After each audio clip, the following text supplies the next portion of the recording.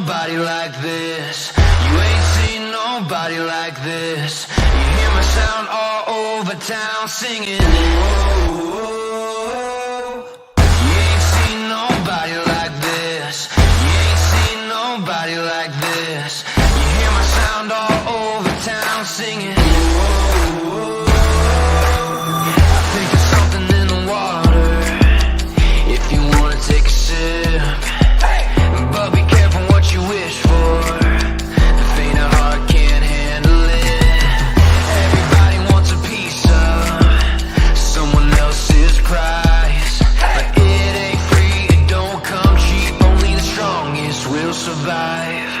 You ain't seen nobody like this. Good evening and welcome to San Antonio Soccer Roundtable. My name is Harry. Joining me on the road is Rafa. I don't really like your Adios Barca. How are you? Where are you? And live from Waco, Texas. Yeah. Can we end the show already? I mean, you already ruined it off for me. Between you and then Coach Cano sending me the what was it? Michael Carrington, little meme, when Real Madrid was down 2-0, and I was doing more the second goal, because the second goal was that was bad. That was just like the one on that final when Benzema, when they rolled it to his foot. it was the same exact thing. Yeah, I was getting. Oh, little did I know that they were playing Liverpool, right? Liverpool would just give it right back to them. So, and then some. To me, that game reminded me. You're old school like me. I want to say 2015, 2014, somewhere around there. Mm-hmm. San Antonio Scorpions versus the Tampa Bay Rowdies, where the Scorpions were up 3-0 and everybody was cruising. Toyota Field was rocking, and then the Rowdies scored the next 7. So it is what it is. Yeah, I was actually getting your text messages while I was doing a presentation at La Vega High School, and you're excited with the 2-0 lead, and like, nah, we got this, and and then I guess with all the 5 straight goals, you're just like. Well, I was smart this time because I was just like, Rafa, don't look at the second goal because it was bad. But I wasn't talking crap because we've seen this dance before from Real Madrid where they go down and then they come back through. Now, I don't think anybody expected them to come back and get 5 goals. I don't think they figured anybody was going to have a collapse like that. But and then Barcelona and Man U was a solid game. It was a good even series. If they were facing anybody else, you probably think that they advance. Both teams advance, but unfortunately, Barcelona ended up losing on a late goal, 80-something minute. Nice shot by Anthony. So it was like, to me, I thought that was going to go to extra time and PKs, but yeah, give credit to Man U. They pulled it out. So I think Man U plays for a trophy this weekend, right? Against the mighty Newcastle. So hopefully Newcastle can pull that off. But we're not here for European football as much as I'd like to talk about that. And we will be talking about European football on Sunday at 7:30 with SAFC Fancast. Because this week San Antonio announced a friendly of sorts against Sunderland. So to me, bigger team than Cardiff City. Yep. So I was expecting Wrexham or something to come in. biggest friendly and that San Antonio's pulled in. Mm-hmm. Even over a Liga MX team like Santos. I would think I would think so. I mean, Sunderland, like I said, they had their history, being in the EPL, and I think this is a good thing for them. Well, I know which we'll talk about a lot on Sunday, but it's exciting. So we have those Gato Blancos versus those Negro Gatos. So the cat derby. So let's get into UIL playoffs here. For San Antonio, it might be very short-lived how the performance has gone so far here. The TAPPS, TAPPS. Sorry, TAPPS playoffs here for Division One, District One, Division One. You got to give it to District One. They pretty much went board against District Two for that here. So Ursuline had the bye. Concordia Lutheran beat Trinity Christian Academy, Trinity Christian Academy beat Concordia Lutheran 7-0. Parish Episcopal beat the Village School 4-0. Probably the upset, maybe even of the entire TAPPS playoffs. Prestonwood Christian, the 7th seed. I think they hadn't won many games. Pulled a stunner, beat Antonian 2-0 for that here in San Antonio. On the other side, JP2 Plano, convincing word over Cardinal Order Houston. Nolan Catholic from Fort Worth beat St. Prius X from Houston 2-1. Bishop Lynch rolled in Cardinal Word High School out of San Antonio. And of course, the only team that's left from District 2 had a bye, St. Agnes. So you got 1-5, 1-3, 1-2, or 2-6, 4, and the 4th seed. So what do you say? I know you talked about the schools from the DFW powerhouses. I think they flex their muscles at least in what this is considered what upper 5A, 6A for TAP. Yeah, the when you think of the TAPPS that are in Dallas, I think they play really tough district games and so forth. So, I think that prepares them for the playoffs, and actually you can see the results there. And like I said, I'm surprised at the game, especially with Antonian. They're riding, high. They had some good wins towards the end, and for them to lose that game was a little surprising.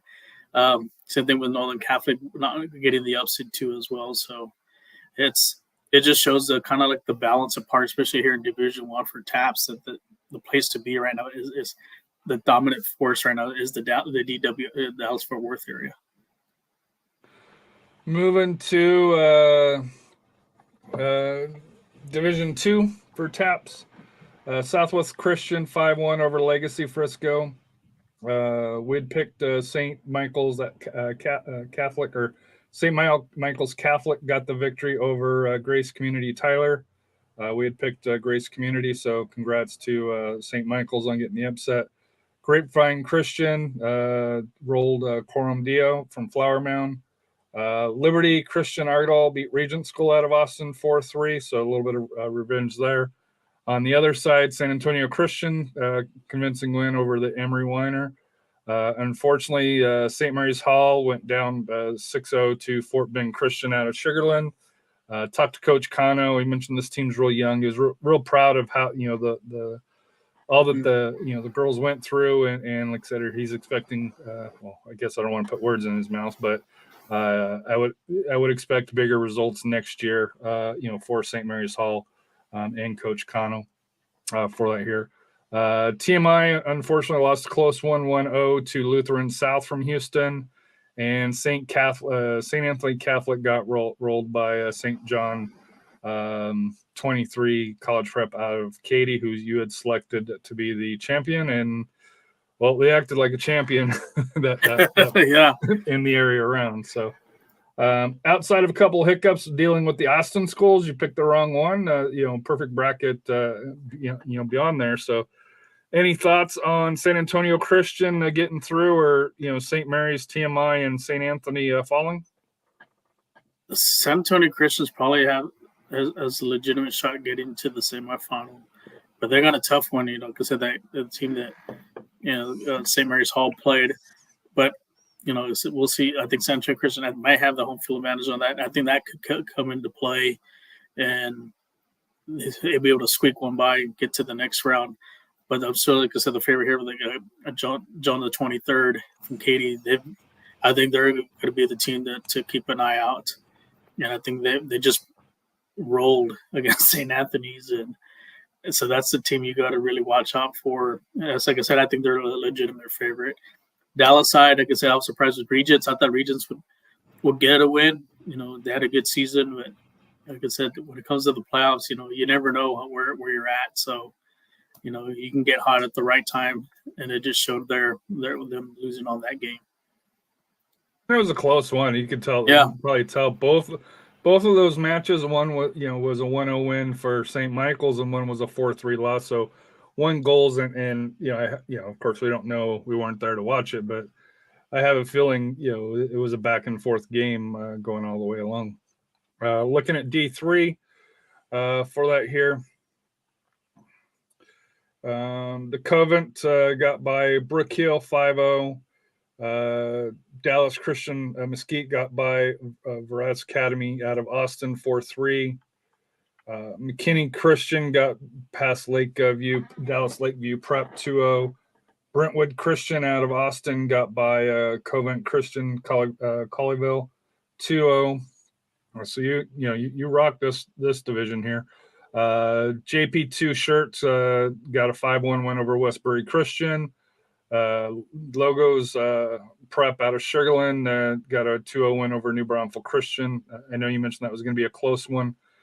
Geneva flexed its muscle 6-3 over Northland Christian, and Cypress Atonement squeaked out a 5-4 thriller over the Atonement. So the Atonement Academy in the fourth slot showed well. Actually, all the schools showed well. From the San Antonio area, New Braunfels, a close 2-0 loss here. So well done on picking the winners on this one here. a perfect. Still feeling pretty comfortable. Any surprises? Kind of went how you thought? I think that was how it was going to go. I think that first round and second round may look a little bit different. I think it's going to get some games will be maybe a little bit tighter. I still hopefully think GP2 from Shirts can pull it out, but a big win for Geneva, that could really, scoring 6 goals could really set the tone on that second game and make that, the other team very nervous and not to take them lightly. Cypress Christian. Cypress Christian. And that could be your upset right there. That could be an upset right there, just the way they're playing. So keep an eye on that game. And then on the other side, like I said, I think it's pretty much, like I said, your DFW team's kind of rolling along. And so you don't give Brentwood much of a chance against McKinley? Yeah, I think it'll be close early on, but I think McKinney's probably pull away. I think what you're seeing, like I said, it's just that balance, from those DFW teams are really, I think what you see is that there's so much competition up there, it gets some battle tested compared to maybe here. And it's not putting down our area down. Like I said, some of our teams maybe do go up there to play, but you can see their kind of game in and game out with those district games really prepares those teams to make these runs in the playoffs. Moving to D1 for the boys, Parish Episcopal. You picked St. Thomas. They won 5-2. I highlighted the wrong one there. Nolan Catholic 3-2 over Concordia. And then on the other side here, you did miss one where you thought St. Prius would defeat Trinity Christian. But Trinity Christian got the 2-0 win. And the Village School beat El Paso, Cathedral High School out of El Paso. What a run from them. So on the 18th in Dallas, and then on the 21st in Houston. So hopefully they didn't go back home in the interim, but most likely they did over the weekend. So that sets up JP2, Central Catholic, Antonian, and Prestonwood Christian out of Plano all had byes. So your final 8, Prestonwood Christian versus St. Thomas, Nolan Catholic High School against Antonian, JP2 out of Plano versus the Village School out of Houston, and then Trinity Academy, Christian Academy, and Central Catholic here. So the Buttons and Antonian, for that here. So still two San Antonio Schools going against, I think, what they're Two Dallas area teams. two Dallas area teams here. So going in, you picked both of them to win. You still feeling fairly comfortable with that? Seeing how the results have played out so far. I could say I think Central Coptic, because it's a home game for them. I think they should be able to take care of business. Should be a home game for both of them, right? Yeah, I believe so. I think Antonian, they may have a little trouble with that. And there's, that's keep an eye on that game. But if they can get by, like I said, great for them to get to the semifinal. But the key is that they kind of had to set out a game. Sometimes you have rust, and not playing a game could it'll take a while to get your momentum back up. And these teams that have played a game under their belts, they're ready to go. So that could come into a factor this coming weekend. Moving to D2 on the boys, the big upset for here, you had selected Southwest Christian to go all the way to the finals and lose to Beaumont Kelly. They went down to Bishop Dune out of Dallas 3-1. But other than that, you did excellent. Legacy Christian beat Regents 2-0. Grapevine Faith 2-0 over Cristo Rey. St. Michael's out of Austin. Austin beat All Saints Episcopal. St. Joseph Brownville 2-1 over Versati. Catholic San Antonio Christian 5-1 over Lutheran South. TMI 3-0 over the Emory. And Beaumont Kelly 4 over St. Augustine out of Laredo. So on our side here, sets up rematch. St. Joe's out of Brownsville versus San Antonio Christian. And then TMI will travel over to Beaumont to face Beaumont Kelly.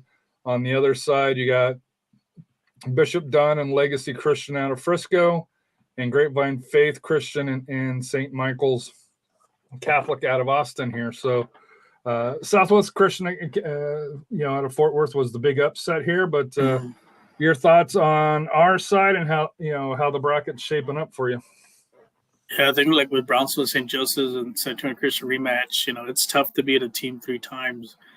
But, if the game is going to be in Brownsville, it's a long distance for them. And then I think also the weather's going to be warm too. So it'll be a little humid down there in the valley. So that could come to a factor. I think, like I said, I think they'll keep it close. But I think eventually, Brownsville, St. Joseph's will pull that one off.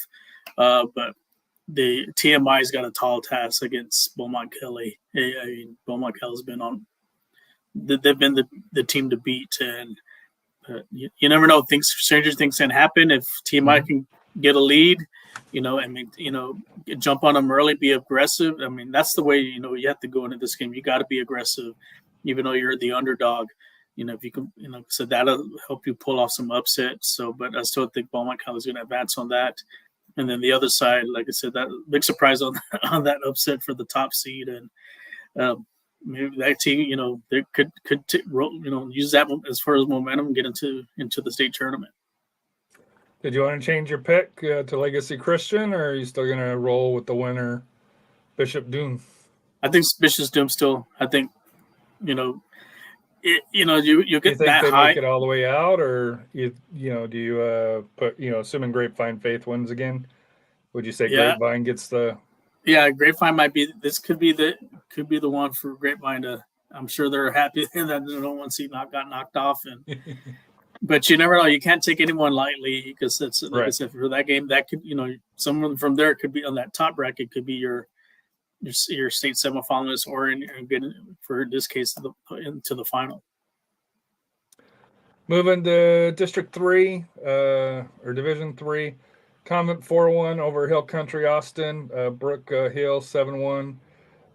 This side of the bracket, you didn't do very well. The Convent Christian lost to Prince of Peace Carrollton 3-2, and Pentago Christian Arlington lost to Brentwood Christian for that here. So the Dallas schools really flexed on that side here. On our side here, if we go over to the early rounds, you had predicted Bay Area Christian to get by St. Joe Bryan, but they ended up losing. You did correctly pick Knarded Word Academy out of Corpus Christi to get the win. And Geneva, unfortunately, lost to Cypress Christian out of Houston. And the Atonement Academy lost 4-1 to Northland Christian. Moving to the area round, New Braunfels Christian got a 5-3 win over St. Joe's out of St. Joe's Catholic out of Bryan. St. Thomas Episcopal got a 2-1 win over Lutheran North High out of Houston. Cypress Christian continued to roll, got a 2-1 win, and British International School rolled Northland Christian. So that sets up, the regional of the Convent versus Brook Hill, Prince of Peace Carrollton out of Panago Christian out of Arlington, New Braunfels Christian and St. Thomas Episcopal out of Houston, and British International hosting Cypress Christian out of Houston. So the San Antonio schools got, unfortunately, outside of New Braunfels, got bounced early in this one. Yeah. Yeah, you can tell that, some of those are those perennial powers they have on TAPPS, like it's like the British school. I think they'll be the favorite for against Cyprus, but you saw Cyprus what they did at those first two games. We'll see if they'll make it to the final. They also little surprise upsets. I think it was real hard to predict a lot of those Dallas areas teams when they face each other. I know there were going to be close games, especially like the Prince of Peace. It could have gone either way. They could be the favorite going into this game against Arlington, but I know that one could go to like a overtime or even penalty kicks. So it's a little wide open here on this side of the bracket, but I think eventually, like I said, would I have the British school as a final? The Convent versus you actually went St. Thomas beating the Brit, but you went back and forth on that one. No. You were 50-50. That could be. But to me, is the match to watch for this one, the Convent out of Dallas and Brook Hill, which is also out of the DFW area, because 2 number 1 seeds. Yeah, that's going to be a very tight game. So that's the TAPPS at this point. Any overall surprises between the 6 brackets that stood out to you? Or, I think Steve, who fills in on the 50-50 podcast, mentioned that you had about, a 78, 79% success rate on picking so far. Which I know you were kind of worried going in, just because it's not something that we do a lot of coverage on with the TAPPS, just because it's hard to get coverage on them for that here. So, but your thoughts just overall on the TAPPS playoffs? Is it, just pretty much status quo for the most part, an upset here or there, but the power schools are, the power schools? Yeah. If you can see that under TAPPS, the Dallas-Fort Worth area really has a lock on as far as the kind of the balance of power, as far as the strength of the teams and so forth. But like I said, we have some teams out here that hopefully they'll go through it for the boys and the girls, like Central Catholic, Antonian, JP Church, JP2, and even so, like for a team like even Beaumont Kelly, who's on East Texas, maybe they'll throw a monkey wrench against one of those Dallas area teams. So it's, like I said, TAPPS is very competitive, like I said, but it's real difficult because you can't really measure the districts, because one district might be a lot tougher than the other one because of the the level of play what they have. So let's move on to UIL here at this point here. Let me get set up on my other screen here for this. Max Preps has let me down as far as ease of access on getting this stuff here. So this week was it was taking a little bit longer to get the schedules because Max Prep was down, because usually I like to go against compare the two just to make it, because sometimes with and it goes my essay as well as Max Prep, sometimes information isn't always accurate, but we'll definitely see if we can get through this here. So we just have the standings at this point. I know Rafa's already got some key matches set up here in his mind for it here. So looking at 4A Region 4, districts 26, 27, 28. District 26, Bernie Greyhounds, your number 4 seed, 17-3-2, 7-0. Davenport 5-1-1 in district. Fredericksburg 4-2-1. Wimberley 4-3. And I think the playoffs are pretty much set. Barring a complete collapse from Wimberley. The order might change a little bit, I guess. With the second round going through here. But any thoughts on District 26? The Bernie Invitational. Yeah, I think Bernie already has this locked in as far as the district title. But like you mentioned, I think that second seed might be a three-team race. Like I said, Wimberley's only 2 games behind. Fredericksburg's only a game behind Davenport. Davenport's very important for them to maintain that second seed. That'll as far as for the playoffs, and that way kind of avoid a little bit beating Bernie onto the quarterfinals. So, but it's gonna, like I said, those 3 teams are going to fight it out for that second seed before this district's said and done. 27 for the boys in 4A. Lavernia, Memorial, Kennedy, triplets 4-1. Gonzales, Fox Tech, and Yoakum for that final slot. So the top's very competitive. Who knows where any of the top 3 could finish anywhere. And for that 4th slot here, Gonzales, Fox Tech, and Yoakum Bulldogs. Anybody's game. Yeah. you win two games, and you might create that distance.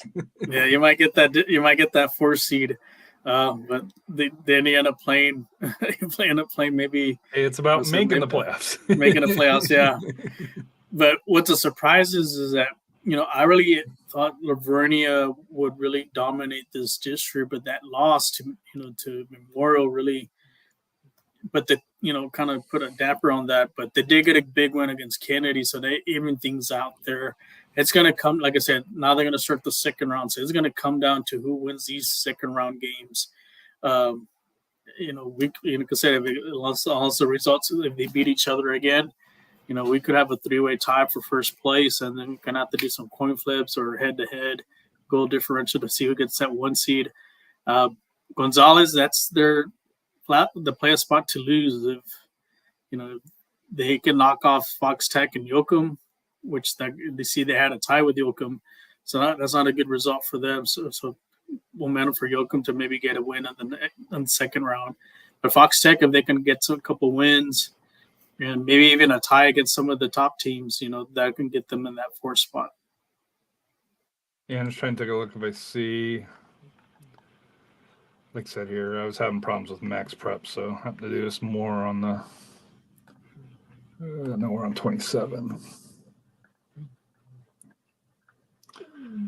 Let's just see if there's any key matchups this week. Lavernia gets Fox Tech on the 24th.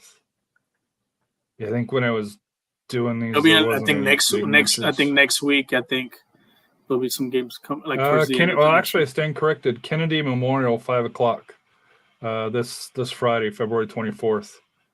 For that here, so that would be. That's the first one that needs to go down is Kennedy versus Memorial. Let's see here. When did they play the first round? And Kennedy won on February 2nd against Memorial 1-0 earlier. So if head-to-head comes into play for tiebreaker purposes, Kennedy, if Kennedy gets a win or a tie, you'd think that would, give them the advantage, right? Yeah, but remember, Kennedy did beat Memorial. Like I said, they beat Memorial, but Memorial did beat Lavernia, but Lavernia kind of did the favor to Kennedy. So, I mean, we could see that happen again, and that'll be, I think, what could come down to is goal differential, or unless Gonzales, Fox Tech, and Yoakum decides to throw a monkey wrench and get a tie for one of the top 3, that could change things in that title race. And that Kennedy Memorial match, if you're interested in going, is at the Edgewood Veteran Stadium. Edgewood Veteran Stadium there. It's, according to my essay, kickoff at 5 p.m. on the 24th. So if you happen to get out early or you're in the area, definitely check out this matchup here. Like I said here, for District 27, a very pivotal match along those lines here.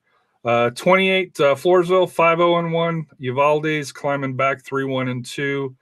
Hondo had a disappointing week, 3-3. Pleasanton 3-3. Poteet got their first win of the year for that here.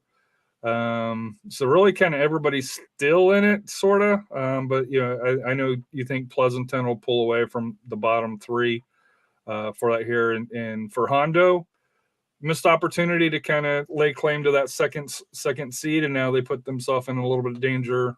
I don't think falling out of the playoffs, but definitely opens that door a little bit.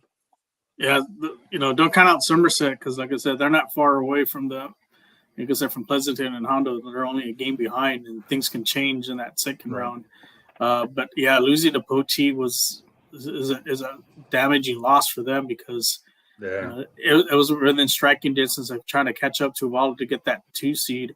But what are you going to say, Uvalde? They've kind of turned the page, after a rough non-district. I'm sure they played some really tough non-district teams, but you're starting to see them kind of get into that second. They're in that second spot for the district race. Floresville, it's their district to lose. I think if they can get a couple more wins, I think they'll pretty much clinch the district title early on. Early on, I think you thought Pleasanton had a pretty good shot with this, if memory serves me correct here. And it was going to be between them.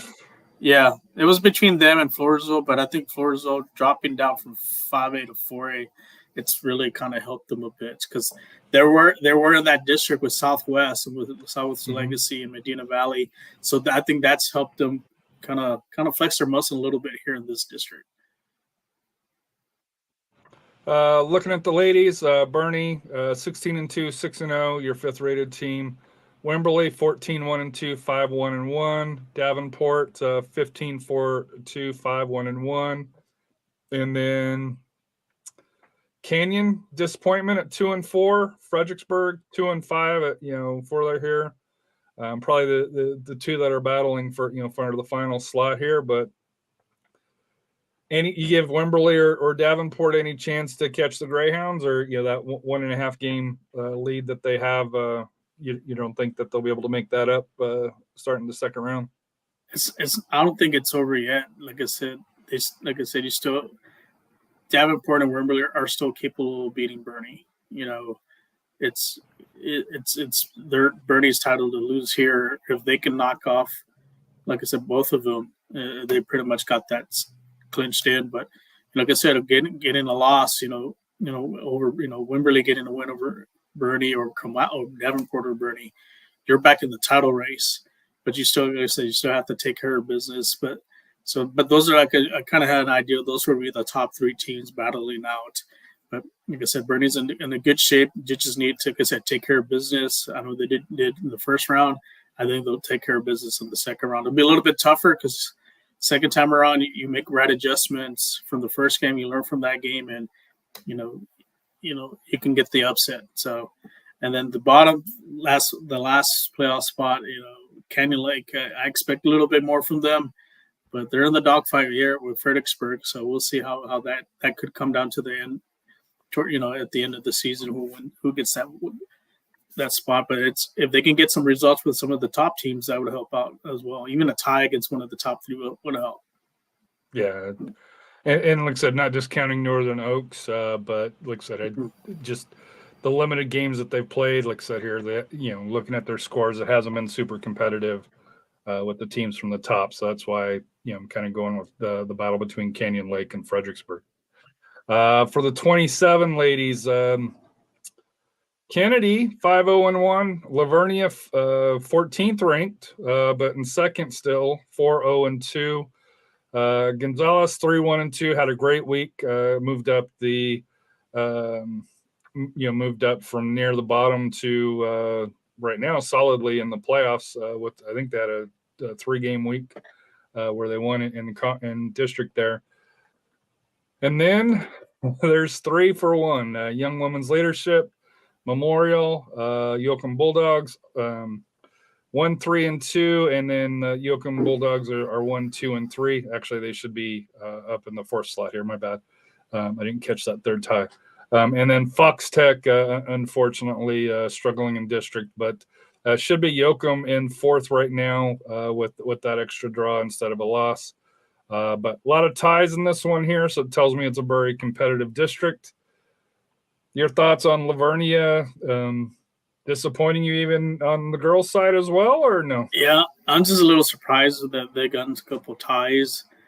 I really thought they'd be the class of this, of this district. But kudos to Kennedy. For the girls, they're doing a great job. You mentioned preseason them dropping. I think they're one of the teams that dropped Yeah, down, right? dropped down. Yeah, that was going to make a difference. Mm-hmm. That made a difference for them. I think playing tougher competition. Now they're playing schools, at the same kind of class sizes.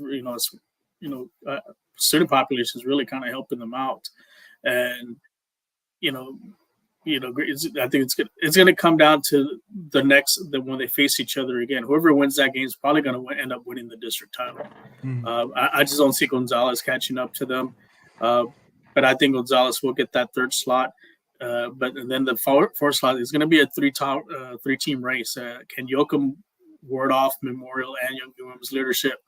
If they can get those wins, win those two games, I'm sure they'll get a win over Fox Tech. I think they'll clinch that spot. But what would help them also is knocking off maybe Gonzalez, getting a tie or a win. That would help them kind of solidify getting for sure slot into the playoffs. Moving to the 28 ladies, 4A, Pleasanton 5-0-1, Uvalde 5-1, Floresville 3-2, Somerset 2-2-1, Hondo Poteet and 1-4, and Pearsall 0-4. Really, I think most of us feel, or at least I feel, that the top four is kind of set as far as maybe even in order. I guess you could argue Floresville or Somerset, but Pleasanton, Uvalde, I think are probably the clear top two seeds. Floresville, just looking, and Somerset, looking at their kind of records and performance, to me, unfortunately, better than Hondo, Poteet, and Pearsall, at least based on this point. Yeah, I think Uvalde's kind of made a little resurgence back, and that game against Pleasanton's more likely is gonna determine who wins that title, the district title, get the number one seed.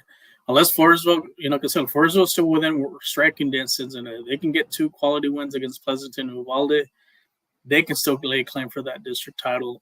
And like I said, don't count them out. I think they have a good enough squad to get some results.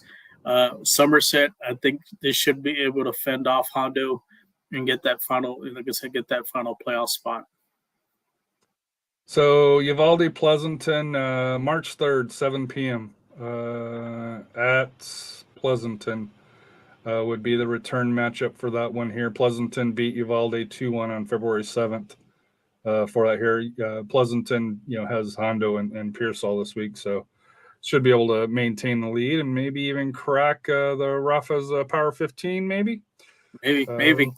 We'll see. There has been some surprises as we get going. Moving to 5A, districts 26, 27, and 28. Smithson Valley 8-0, Piper Warriors 7-1, Canyon 6-2, and Burning Champion 4-3-1. Kerrville Tivy on the outside 3-4-1. So top three I think are pretty comfortable in. So Burning Champion and Kerrville fighting for that fourth slot. I still think Burning Champion will get that fourth spot. I think they have a little too much than Kerrville, which is surprising. I really thought Burning Champion would really compete with Smithson Valley for the. I think it'll be like a 2-horse race. Not sure what's happening at Burning Champion. Could it be injuries, which is a possibility because they did play one of the probably most brutal non-district schedules before district play. I mean, they play some really quality teams, and I think they did that because knowing last year the run they had, losing to one of the DFW teams, they wanted to prepare playing that type of caliber. But hopefully they'll get things together, and who's to say they don't get out of that 4th seed and maybe challenge and get into the 2nd seed. But kudos to Smithson Valley. They've excellent season. Had a tough game against Piper. Piper gave them a run for their money, but Smithson Valley's experience came through, but I'm waiting for that rematch. I'm sure Piper will learn, from that game. They'll have them at home, and we'll see how this game's. They're at the Coliseum, see how it goes, and you never know. Like I said, Piper could get things together and end up knocking out Cincinnati Valley in round 2. Well, that'll be interesting to see how this one works out here. Moving to 27 girls, Alamo Heights 11-2, Jefferson, MacArthur 9-2, 8-2, Edison 7-4. And then kind of Gap, Highlands, and Burbank, 2 games out already at this point here. So is really the only thing to be decided is kind of that 2nd and 3rd seed. Do you think Edison's locked in pretty much to the 4th? Obviously, your 3rd ranked Alamo Heights that maybe moves up next week on the rankings here. We'll see. But your thoughts on the Alamo Heights Invitational, since we called the other one Bernie Invitational? Yeah, Alamo Heights had a big win. I think they had a 10-0 win over Jefferson. They made a statement that game, like, hey, this is our. That game pretty much clinched the district title for them, regardless of the record. I don't see anybody else beating them. So it's going to be a fight. As far as for 2nd place, it's going to be a fight between Jefferson and Mac. Mac, I know they lost the first time with Jeff. Can they bounce back and tie things up and see if they get that 2nd seed?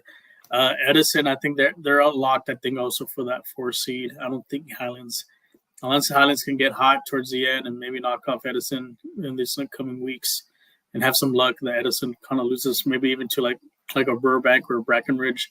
But I think more likely, like I mentioned, Edison will have pretty much the lock in that 4th spot. And then 28 Southwest 6-0-1, Medina Valley 7-1, and then a whole host of teams: McCollum 3-3, to Harlan 3-4-1, Southwest Legacy 2-2-4, South Sand still in it at 2-4-2, and even Southside 2-4-2. The only one that I think you could say is probably out is the Eagle Pass win for that here. I know you think probably the top 2 seeds, there's the return match between Southwest and Medina Valley, to determine, if Southwest gets the win, obviously they'll clinch. Yeah. Before that here. Yeah, that's the key game. And that game was very close the first time around. I think that game was at Southwest. The rematch is going to be at Medina Valley. And I'm hoping, like I said, if Medina Valley learns kind of from that, you would think, okay, what did we do wrong in the first game to get this result? How can we improve on this and get the home win at home? Because if they can get that win at home, it now makes things very interesting for that. Actually, it's reversed. It's reversed. It's reversed. Southwest 1-1-0 at Medina Valley. Okay. And they actually play this week. Tomorrow, actually. 7:15 kickoff according to my SA Medina Valley at Southwest, and then Southwest has another home match against McCollum for that here. So that return match is tomorrow. So next week we'll have a clear indication of is Southwest still the team to beat, or Medina Valley lay claim to the throne? Yeah, if Southwest wins tomorrow night, they'll pretty much it's a lock for their district title. But Medina Valley, like I said, that close loss at home. Like I said, if they can figure things out, and Southwest is beatable, because I did see they have been beaten already twice.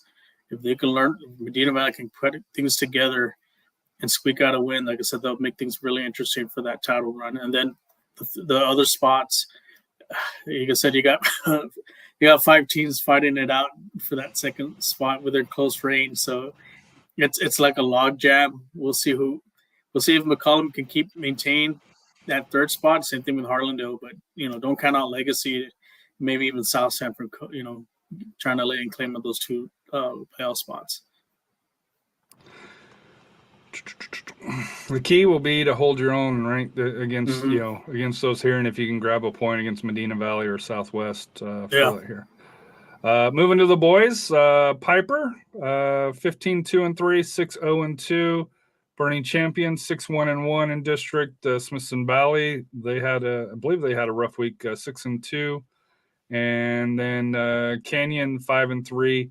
Kerrville Tivy once again just on the outside looking in 4-3-1, and then then the gap to Wagner, Veterans Memorial, and Seguin. So top four pretty solid, or you give Kerrville Tivy a chance to sneak in and get past Canyon. Kerrville, like I said, I'm sure they'll take care of against Wagner, Veterans, and Seguin. I think the key is if they can get wins, if they can get a win against Canyon, and get some points off of Simpson Valley Champion or Piper, like a tie or even a win, that'll help them try to get that fourth spot. Kudos to Piper, like I said, being in first place, first-year program as far as varsity play. They're doing excellent. Bernie Champions really kind of bounced back after kind of a little rough year last year. Little start, yeah. And then Simpson Valley, I know they had a rough start in non-district play, but then they went up with a 6-game winning streak in district, but they've lost the last 2. That's a little concerning there. But we'll see. They're still not out of the picture as far as the district title. So it's going to come down, like I said, this second round, if they can get wins above the teams above them to get back into that, get that district title. Yeah, I think Piper had a good stretch where they drew against Bernie Champion. They drew against Kerrville Tivy. Both of those were on the road. They beat they beat Smithson Valley in a thriller in a back and forth game, 3-2. And what I liked about it is the next game against Seguin, you figure there could have been a let off, but they ended up winning 6-0 at home. Now they kind of go into this week here. They got Wagner and Veterans Memorial before they set up for the Final Four for Piper of Canyon, Bernie Champion, Tivy, and Smithson Valley. So for Piper, like I said here, they've got the opportunity to kind of build some distance this week, especially if Bernie Champion and Smithson Valley Canyon are playing against each other, to kind of build that gap for that last 2 weeks where, the schedule gets a lot tougher for them. Trying to see Bernie Champion, do they play? Yeah, Piper can run that little gauntlet after they get, those other games with the bottom half of the teams, even going maybe like 3-1. I think that can help them clinch the district title. If they go 2-2, you're talking about maybe a second or third seed. But Piper can at least get, within the top four, with the second, third, and fourth and fifth. If they can go 3-1, I think that'll be enough, I think, to clinch the district title. Yeah, looking at kind of the schedules here, it almost seems like, I don't want to say it's a bye week for that here, but most of the teams are playing, the Wagners, Veteran Memorial, Seguins through that here. So next week will be the huge week where you're going to see really the top four kind of battle it out against each other for that here. So that'll be something to focus on next week here. 27.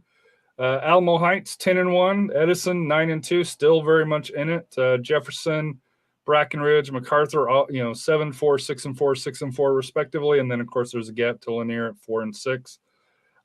So to me, it seems like you've got a 3-horse race for 2 slots, the third and fourth, and then Edison, if they I'll have to see when they play Alamo Heights again, if they have an opportunity to try to clinch that number 1 seed, or at least make that a discussion. And they had the huge upset against Alamo Heights with that 1-0 win. So I'm sure that's going to drop down Alamo Heights for the rankings there a little bit. But you got to give credit to Edison. Edison's really been relentless, and now they're within striking distance. One little slip, like I said, one little slip up, they can end up taking over that, the district lead. Alamo Heights, still has to go through. Look at like Brackenridge or MacArthur. Anything can happen. Even a tie could even throw things off too, as well. Yeah, Edison and Alamo Heights are done. Yeah, they split the series, and goal difference between the twos even as well. 3, because Alamo Heights lost 3-2 in at Orem Stadium. but then came back and beat them at the SAISD Sports Complex 1-0. So that one's interesting to see how, it'll be how they, to me, Edison's in a position to where if they can handle the pressure, possibly, where they can move into maybe that number one seed, depending on tiebreakers and goal difference and along those lines. So that'll be a race to kind of watch. Jefferson, Brack, and MacArthur, you give anyone any favorites, or is this just wide open between the three? It could be wide open, but I'm sure, you don't want to get that force feed because you're going to end up playing Southwest in the first round. So that's important, though, then, right? That's important, yeah. It's important to get that third seed to kind of avoid, even though maybe you end up playing like Harlandale, but like I said, Harlandale, they lost to that Southwest team. It's unproven. Yeah, they're not proven yet. And I think this is a little tougher district than 28 as far as battle-tested teams. And like I said, I think Jefferson, Brack, and even Mac can probably, pull off an upset, if they get that third spot. 28, speaking of which, Southwest, 8-0, got the win over Harlandale, 7-1. Southwest Legacy, 4-2-2. Eagle Pass win, 4-3-1. Medina Valley, kind of surprising at 3-3-2 along those lines here. So not out of it, but I think definitely a harder race than what you intended, or that what you initially thought Medina Valley would be in for that here. And then, as you mentioned, you don't want to finish in that 4 slot here because then you're playing Alamo Heights in round 1. So yeah, and you're playing and they'll be at Alamo Heights, or like I said, it could also be Edison. That third and fourth spot, Alamo Heights and Edison, that's going to be a tall task, in that first round game. But, kudos to Southwest. Like I said, they had that big monster win over Harlandale last week. I think they showed that they're still the beast of District 28, 5A. Harlandale, like I said, I'm sure they'll bounce back from this. And then, like I said, then the rematch, can they go to Southwest and pull off a win? What can they learn? We're going to make it more competitive, right? Because the game got out of hand early, for that here. So can Harlandale hang in there? Because, and to me, make it more of a game, I think. To me, is more the bigger question. Can they improve on the from the first round? Do you give any shot to Legacy possibly passing them up, or you think Harlandale, just with that game and a half, should be able to handle difference? I know I've been on the Harlandale, hey, they've been undefeated or they've only got 1 loss. But sometimes when you lose that momentum and you get beat like they did to Southwest, sometimes that momentum can go away. I think they were brought back to reality, I think, in that game. But the one thing is, that game, when they play Southwest Legacy, they cannot take them lightly because Southwest Legacy almost got a result with Southwest. Southwest just got by them. And, even that's, I know that's a rivalry game, but they just, like I said, Southwest Legacy cannot be taken lightly. Even if CC win too, you cannot take them lightly as well too. They've been the surprise in this district, and I'm sure like Southwest Legacy and CC win are probably battling out who can get that. They're probably going to want that third spot because they're probably trying to want to avoid Alamo Heights. So it's going to, like I said, it's going to, towards the end, like I said, we'll see who gets that last spot between Legacy and Win. But Legacy could, like I said, if they can knock off Harlandale, maybe they can slide in and get into that second slot.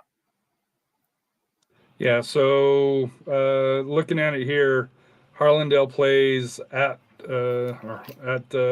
Southwest Legacy on Friday the 3rd of March here at Southwest Legacy, and then the following Friday they play at Southwest. So and in between there's a trip to Eagle Pass. So their schedule during that time frame gets very difficult. They do get McCollum to wrap up, but starting February 28th, they travel to Medina Valley, travel to Southwest, home to Eagle Pass win, and then travel to Southwest between the 28th and March 10th here. So for Harlandale. We'll see how they show the second round here. And in 6A here, Shirts 4-0-1, New Braunfels Unicorns. You've been high on them all year, and they're kind of making their move now. 3-1-1, Cibolo Steel 3-2, Jetson 3-2, and then East Central and San Marcos.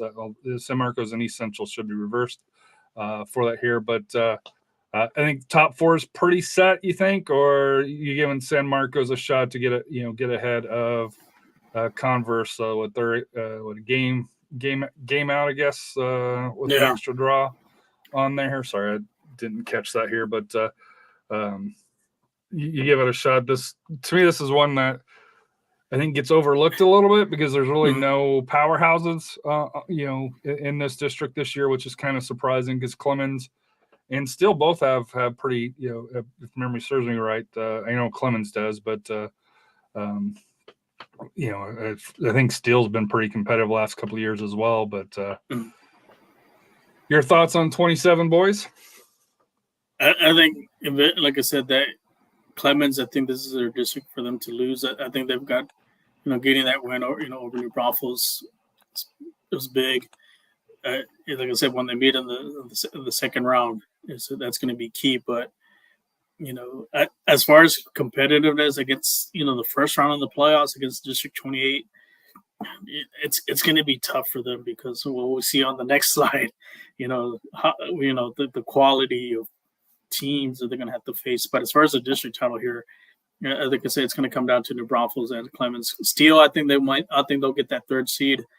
San Marcos has to get that win against Converse, and then maybe even hopefully get a tie or like I said, steal some points from the top three teams, to either tie or win to kind of get that fourth spot. But I don't think Judson would probably want that fourth spot right now because of that, to face the number one team in my top 50 in my power rankings.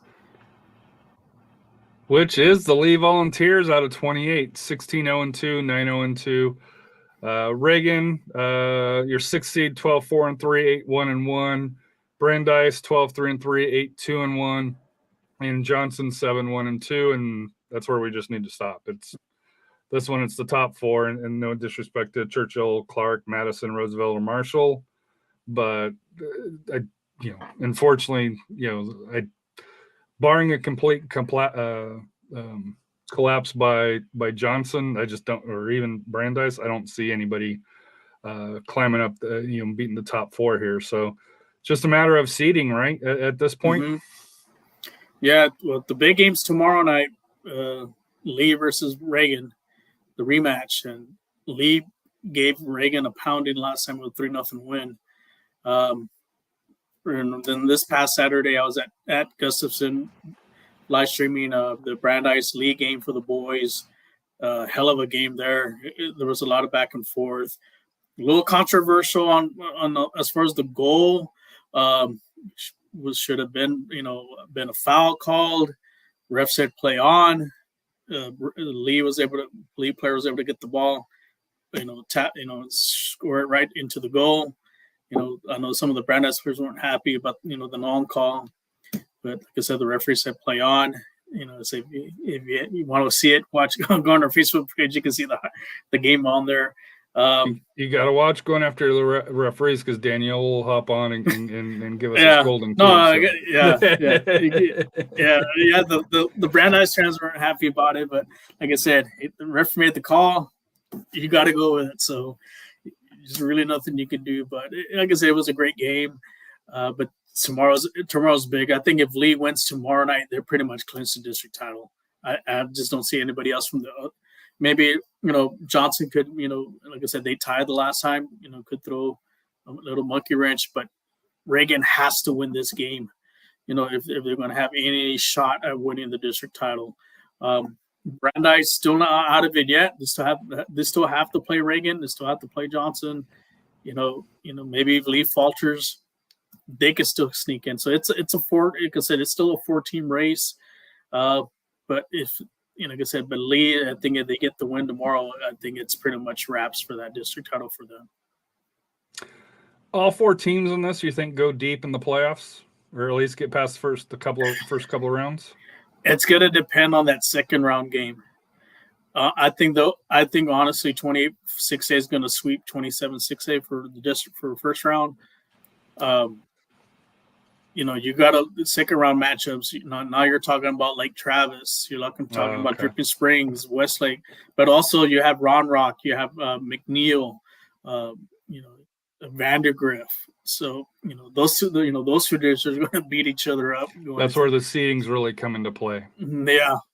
So seedings it's a big thing, and but I think what Lee's done this year as far as the non-district play, that 5-0 win at Dripping Springs, was a statement game. And I think they have enough to beat Lake Travis. I have Lake Travis number 1 in my power rankings with the 50-50 podcast. I think Lee has enough this year. I think they've proved on their goalkeeping. I think even defensively. One thing I saw in this game, they really pressed the heck out of Brandeis, and they've caused a lot of problems. And I think Lee's, if they can get a lead ahead of, they know how to manage it and be able. I think they can win those 1-0 games into the playoffs. 29, your number 2 team, Harlan Hawks, 13-2-2, 10-0-1 in district. Warren 7-3-1, O'Connor 6-2-3, John Jay 5-4-2, Brennan 5-4-1, and then the gap. My Stevens Falcons 1-5-5, 5 draws. I don't know if that's good or bad. So there's not a lot. It's like you can tell they're close, but unfortunately, their season's basically over for there because I don't see them making up the gap. But obviously, Harlan's probably locked into the number 1 seed. 5 through 2, still wide open, or you think Warren's kind of moving into that locked into the playoffs as well? I think if they can get some key wins, if they can knock off O'Connor and Jay, I think they'll lock into that second seed. It's important that for them to get that second seed because they'll play 36A, which is the Laredo area teams in Del Rio and Eagle Pass. If I see a matchup, Warren possibly maybe facing, I'm trying to think who would probably be, maybe an LBJ who's struggling right now, or even a United South that's also kind of struggling. The top 2 teams are right now in 36A. Right now it's Del Rio and Alexander. So that's going to be tough for the 3rd seed and the 4th seed to play those two because they may have to hit the road out west and play them. So, but I think those 3 spots with O'Connor, Jay, and Brennan, it's going to be a dogfight for that. Who gets that? Those 2 last spots for the bet. Like I said, Warren, I think they will have it locked in. I think if they can get a couple more wins, they'll have it locked in for that second spot. Yeah, looking at the schedule for Warren, they got Taft Brennan on Tuesday the 28th, O'Connor next Friday the 3rd, and then Stevens and Sotomayor. So their schedule, they've already played both matches with Harlan. So you got to figure that if they handle their business against the bottom 3, that should, they should be comfortably in. O'Connor, let me see who they got left here, because it really kind of depends on who has that match against Harlan left, right? It is kind of Holmes, Sotomayor, Stevens, O'Connor. Yeah, O'Connor doesn't. So that means probably John Jay still has that match against John Jay and Brennan, which could come down to that last spot. That's a key. I'm surprised Harlan got a draw. I thought they would have ran the table kind of a clean sheet there. Yeah, against O'Connor, a 1-1 draw. Mm-hmm. So Harlan's got Jay. So they got Stevens, Sotomayor, Holmes, Jay, and Taft. So really, John Jay's the only one that maybe at a slight disadvantage because they're the only team out of the top 5 that have to face Harlan again for that second time. But if you look at this district, even on the bottom teams, Holmes 3 ties, Stevens 5 draws. those are the points that can cost you the playoffs. There Yeah. is, you may not lose, but if you drop points, if you drop points, that could impact. And we saw what last year. I think it came down to the final game of who made the playoffs. What's up, Arthur? I hope everything's going well with you. Thank you for tuning in. Your thoughts on this one here are pretty much cut and dry as far as with the top 5, and John Jay is the one that's got the tough match left. Yeah, I mean, you kind of pinpointed there those ties. Those can come in. Like I said, like O'Connor got a tie versus Harlan, which is a positive for them. Because it's not a loss. Had they lost, maybe they'll be in the 4th spot and Jay be in the 3rd spot. So they cannot take lightly Holmes, TAPPS, Stevens. Who's to say, like with Stevens, those 5 ties could have been 4 wins or 3 wins, and now you're talking something different. So can't take them lightly. Warren tied Stevens, so that's dropped points from them. And I was trying to see Jay tied as well for there. So those are the 2 big ones as far as the playoff teams. Those are the 2 big ones that dropped points to, and I'm just using Stevens because, that's the school AJ goes to, as an example. Plus, they got 5 draws for that here. But to me, the one that stands out, 0-0 draw on February 7th at Ferris, with Warren here. And I know they face at the end of the season, at Northside Field too. So, Maybe Stevens can get a draw this Saturday against Harlan. Yeah, they can park the bus. I love my Falcons, but man, it's been interesting watching them, and of course the JV squad. They're always close games, always competitive games, but yeah, it's just a little bit short on the attacking side here, which makes a difference. Moving over to the ladies. I need to fix this slide here. 27, 6A 27 girls. New Braunfels 5-0. Cibolo Still 3-1-1. Shirts, the Lady Buffaloes 2-2. San Marcos San Marcos 1-2 or 2.